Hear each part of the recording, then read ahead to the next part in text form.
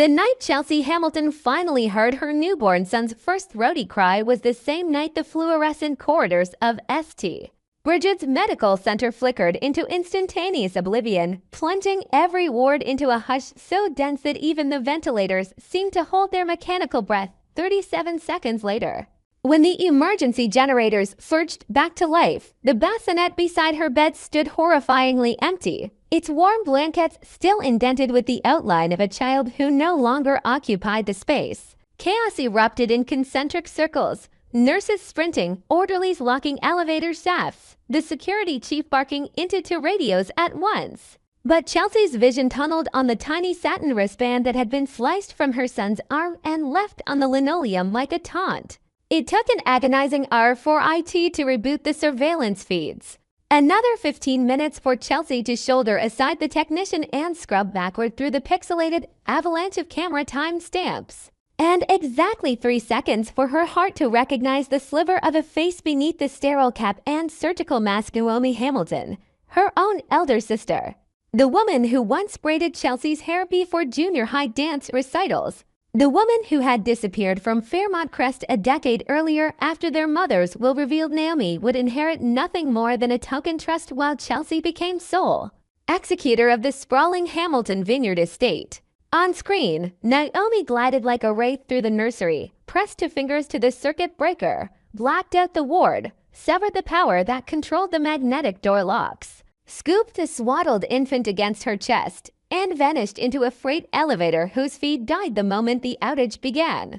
Motivations detonated across Chelsea's mind: revenge for the inheritance, a ransom play, an attempt to leverage the infant for a larger financial coup, but none of them eclipsed the visceral terror swelling in her throat as she replayed Naomi's exit on an infinite loop.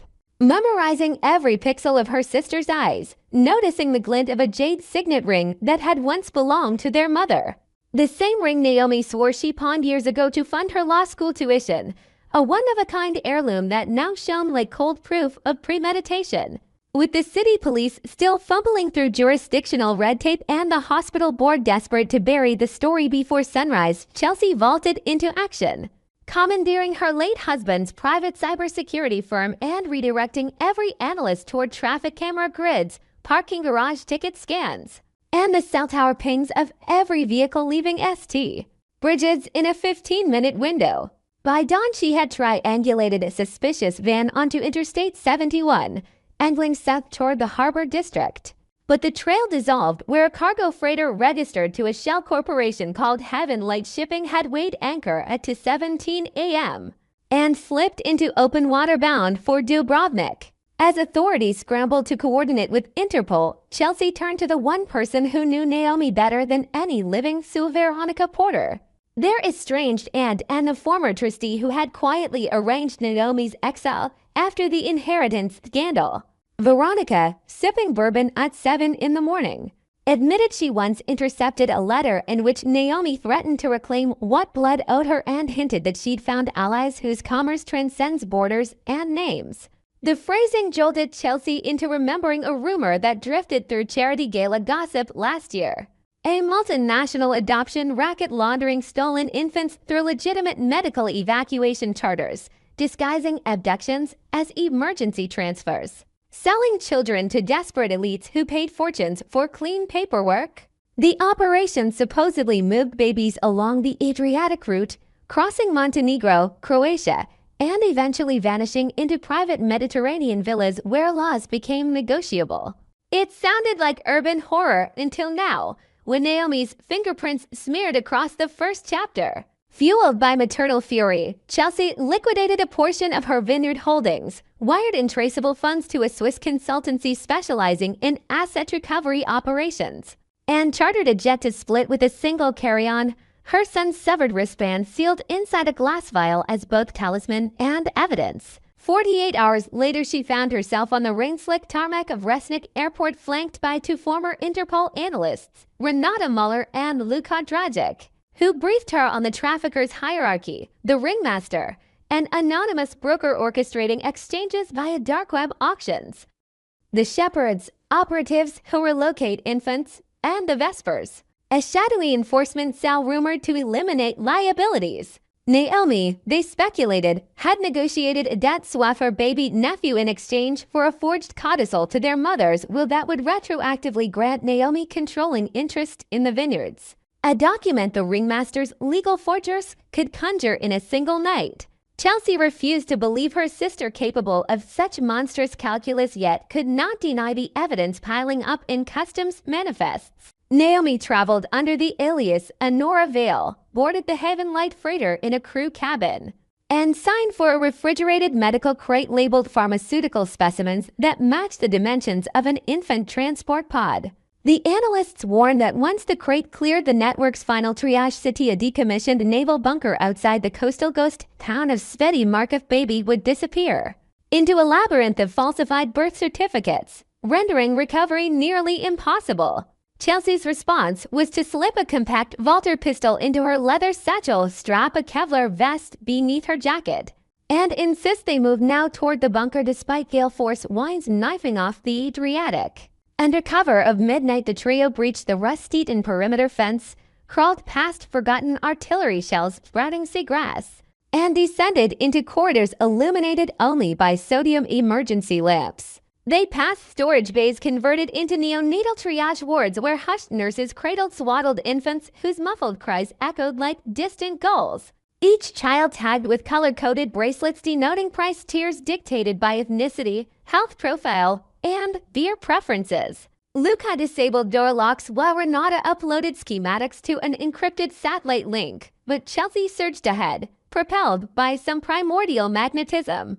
Until she reached Bay 7 and froze, Naomi stood beneath a flickering bulb, cradling Chelsea's son while negotiating with a gaunt man in a lab coat whose badge read Doctor Lawrence. Chelsea took in her sister's disheveled hair, the tremor in her hands, the silent tears carving tracks through weeks of accumulated grime, signs of desperation rather than triumph. Before Chelsea could speak, Naomi noticed her, eyes widening not in guilt but in panic. She thrust the baby into Lawrence's arms and lunged toward a control panel, slamming her palm against a red lever that triggered steel bulkheads to slam down across every exit. Alarms howled. Over the siren, Naomi screamed that Chelsea never understood what it felt like to watch their mother choose a younger sibling over the firstborn. Never understood how it ate away at a person to live as a family ghost. Never understood that the vineyard fortune came stained with the blood of field hands their father underpaid and buried in unmarked graves. You inherited sin, Naomi shrieked. So I will barter that sin for a clean slate even if it tears me apart. Her voice cracked on the last syllable as Lawrence dragged the infant toward a back corridor leading to a helipad where a medevac chopper already thundered to life. Adrenaline-obliterated rational thought, Chelsea vaulted a supply cart, collided with Naomi's shoulder first, and the sisters crashed onto the concrete, grappling like wounded lions, fingers clawing for leverage amid shards of broken for vials.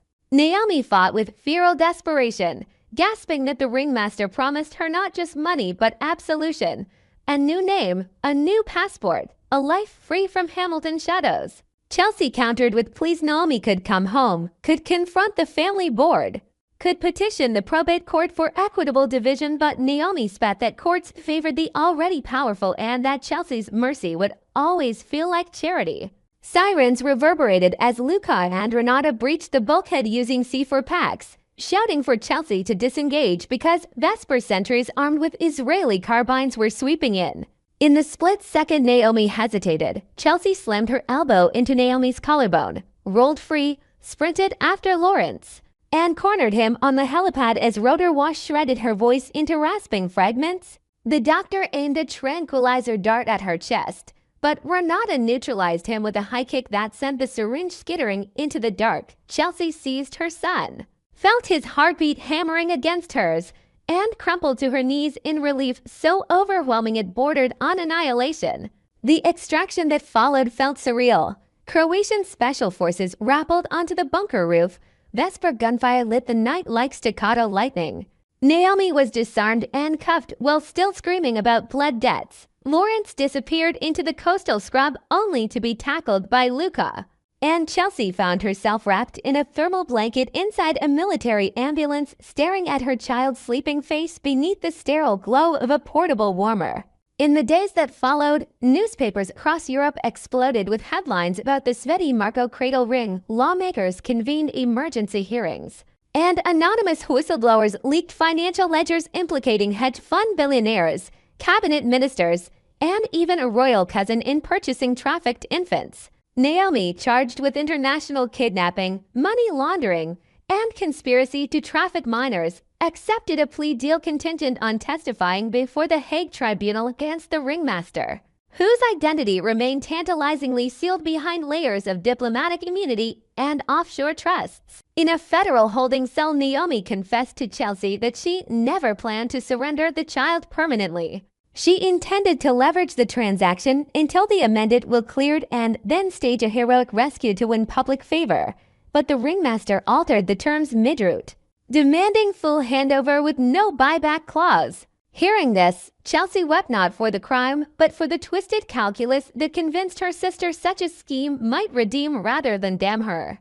Back in Fairmont Crest, the Hamilton Vineyard Board voted unanimously to restructure the family fortune into a nonprofit foundation combating child exploitation, symbolically severing the dynasty from its tainted roots. Chelsea declined the chair, opting instead to devote her energies to rebuilding the neonatal security protocols at St. Bridget's. While Niaomi's courtroom testimonies shook oligarchic corridors across 3 continents, leading to 42 arrests and the dissolution of Haven Light Shipping. Yet in hushed corners of the internet, new whispers surfaced: a Phoenix consortium acquiring orphan care startups, a broker codenamed Alabaster flooding auction channels with biometric data, suggesting the ringmaster had simply shed one skin for another. Chelsea understood, with marrow-deep clarity, that her family's ordeal was not a conclusion, but a chrysalis. Somewhere out there, predators evolved faster than justice could chase, and legacies built on generational wealth would always cast shadows long enough for resentment to breed. She pressed her palm against the nursery window where her son slept under a constellation projector glow and swore that, until her last breath, no shadow would ever again steal the light from this child's future, even if it meant hunting ghosts across every border her sister once crossed and every darker frontier still waiting beyond the gates.